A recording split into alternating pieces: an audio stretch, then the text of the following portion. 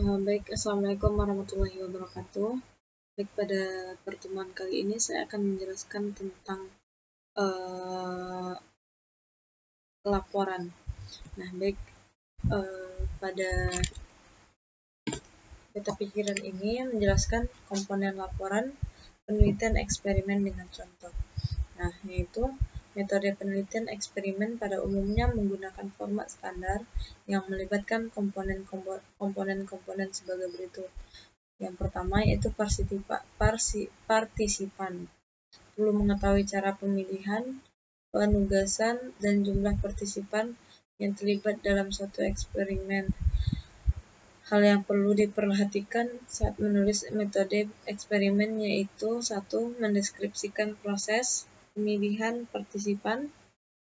Yang kedua, memastikan bahwa sampel yang terpilih benar-benar representatif dan bisa mewakili suatu populasi. Memaparkan secara detail tentang penugasan secara acak pada masing-masing individu ke dalam kelompok-kelompok treatment. Nah, selanjutnya menjelaskan keunggulan-keunggulan lain penelitian eksperimen yang secara sistematik dapat mengontrol variabel-variabel yang bisa mempengaruhi hasil penelitian. Nah, menunjukkan jumlah partisipan dalam setiap kelompok dan menjelaskan prosedur-prosedur sistematik dalam menentukan besar setiap kelompok. Menunjukkan variabel bebas dan variabel terikat dalam penelitian eksperimen tersebut. Nah, selanjutnya itu instrumen dan materi. Selama penelitian eksperimen, khususnya pada tahap pre-test dan post-test atau keduanya, penelitian biasanya melakukan observasi dan pengukuran dengan menggunakan instrumen-instrumen yang tersedia. Dalam proposal penelitian eksperimen, peneliti harus membahas instrumen-instrumen yang digunakan, cara perancangannya, item-itemnya, skala-skalanya, dan laporan reliabilitas dan validitas skornya. Peneliti juga harus membahas materi-materi yang akan digunakan selama proses eksperimentasinya, seperti program-program atau kegiatan-kegiatan tertentu yang diberikan pada kelompok eksperimen. Yang ketiga yaitu ada proses eksperimentasi, menunjukkan jenis rancangan eksperimen yang akan digunakan dalam penelitian, menunjukkan apa yang ingin dikomparasikan, menyajikan diagram atau gambar yang dapat mengilustrasikan rancangan penelitian yang digunakan. Yang keempat yaitu ada analisis data, melaporkan statistik deskriptif yang telah diukur dan diobservasi pada pre-test dan post-test. Nah, menjelaskan tes statistik inferensial yang digunakan untuk menguji hipotesis. Melaporkan hasil-hasil statistik pengujian hipotesis. Yang kelima yaitu interpretasi hasil, menjelaskan apakah hipotesis atau rumusan masalah tersebut diterima atau ditolak, menjelaskan apakah proses treatment yang diimplementasikan benar-benar menciptakan suatu perbedaan bagi para partisipan yang diteliti, memberi alasan mengapa hasil penelitian signifikan atau tidak signifikan berdasarkan literatur yang relevan, menjelaskan adakah hasil penelitian yang muncul disebabkan prosedur eksperimental yang tidak tepat, menunjukkan dampak-dampak dari hasil terhadap populasi yang diteliti atau bagi penelitian selanjutnya. Selanjutnya yaitu ada menjelaskan komponen laporan penelitian R dan D dan laporan contoh. Itu yang pertama bab 1 pendahuluan, latar belakang masalah, rumusan masalah, tujuan pengembangan, spesifikasi produk yang diharapkan, pentingnya pengembangan, asumsi dan keterbatasan, definisi istilah, sistemasi penulisan bila perlu. Nah, yang kedua itu bab 2 kajian teori yang terbagi kajian teori, penelitian yang relevan, kerangka berpikir, rancangan model. Yang selanjutnya itu bab 3 metode penelitian, di mana jenis penelitian, prosedur penelitian atau pengembangan. Tahap 1 studi pendahuluan. Tahap studi pendahuluan dilakukan dengan menerapkan pendekatan deskriptif kualitatif. Pada studi pendahuluan ini diakhiri dengan deskripsi dan analisis temuan. Tahap 2 yaitu tahap pengembangan model pengembangan desain, produk. Model pengembangan dapat berupa model prosedural, model konseptual, dan model teoretik. Validasi desain merupakan proses kegiatan untuk menilai apakah rancangan produk lebih efektif atau tidak. Revisi desain, uji coba produk, revisi produk, evaluasi, dan penyempurnaan model hipotetik.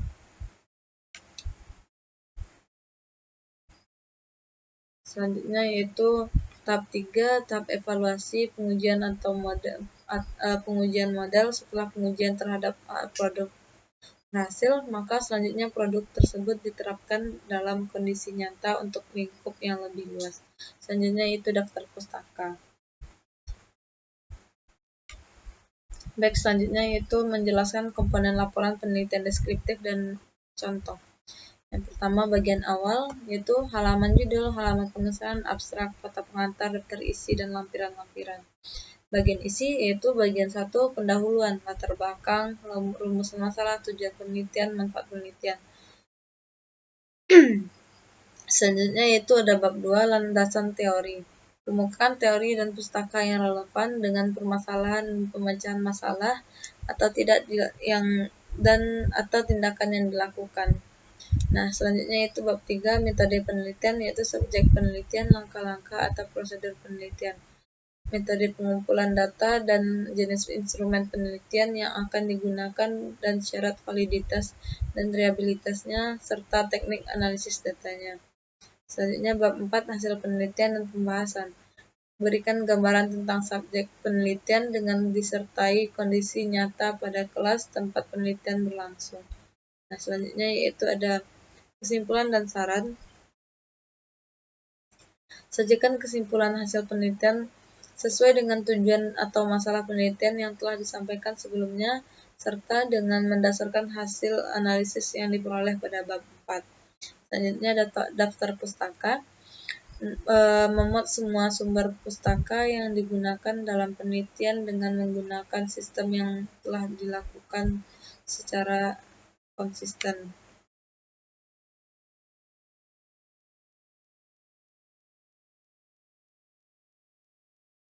Selanjutnya yaitu menjelaskan komponen laporan penelitian korelasi dengan contoh. Bab 1 pendahuluan, yang pertama itu latar belakang masalah, yang kedua itu rumusan masalah, yang ketiga itu tujuan penelitian, manfaat hasil penelitian. Selanjutnya yaitu bab 2 kajian teoretik. Yang A deskripsi teoretik, yang B hasil penelitian yang relevan, yang C kerangka pikir, yang D hipotesis penelitian. Selanjutnya yaitu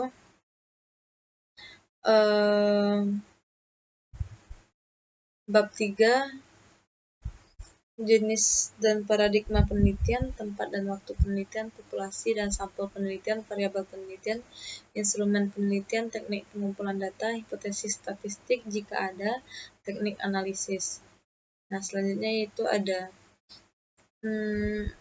bab hasil penelitian dan pembahasan.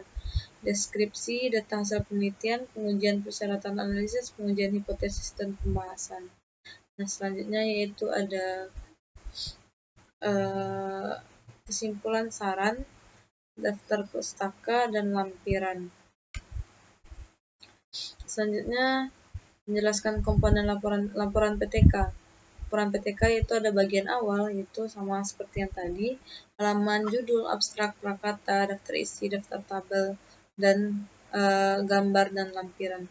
Selanjutnya yaitu bagian pokok, bab 1 pendahuluan, ada latar belakang masalah, identifikasi masalah, rumusan masalah, dan tujuan masalah. Selanjutnya itu ada kajian pustaka, kajian teori, kajian hasil penelitian, kajian berpikir, kajian hipotesis tindakan atau penelitian.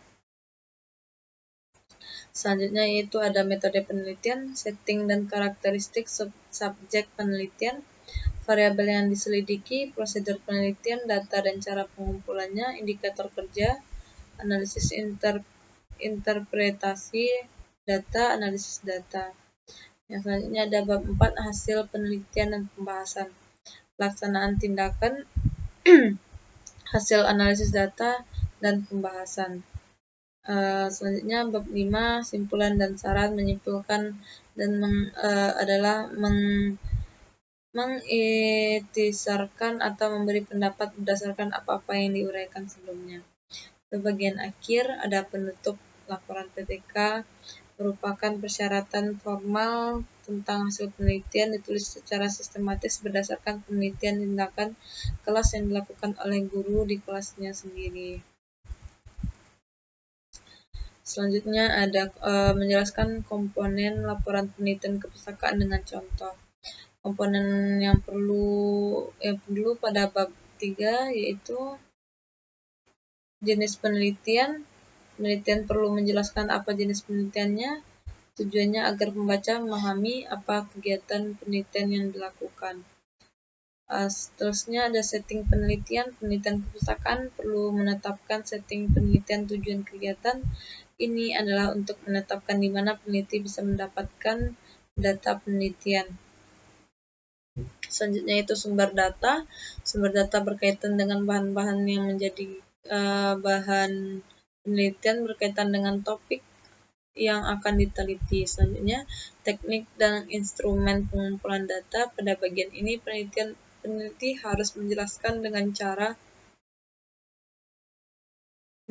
apa data diperoleh dan instrumen apa yang digunakan untuk memperoleh data tersebut. Selanjutnya teknik analisis data. Teknik ini digunakan dalam penelitian kepustakaan, bisa dengan menggunakan metode analisis isi. Selanjutnya yaitu menjelaskan komponen laporan penelitian mix. Desain untuk model proposal sudah lebih jelas. Tujuan untuk model sekuental, tujuannya agar menemukan pola dan menguji hipotesis yang ditemukan dalam penelitian. Teknik pengumpulan data, tes, kuesioner, partisipan observation, in-depth interview, dokumentasi, triangulasi. Selanjutnya data kuantitatif, hasil pengukuran dan kualitatif hasil pengamatan. Instrumen penelitian, tes angket, instrumen standar penelitian sendiri, buku catatan, tape recorder, kamera, handcam, dan lain-lain.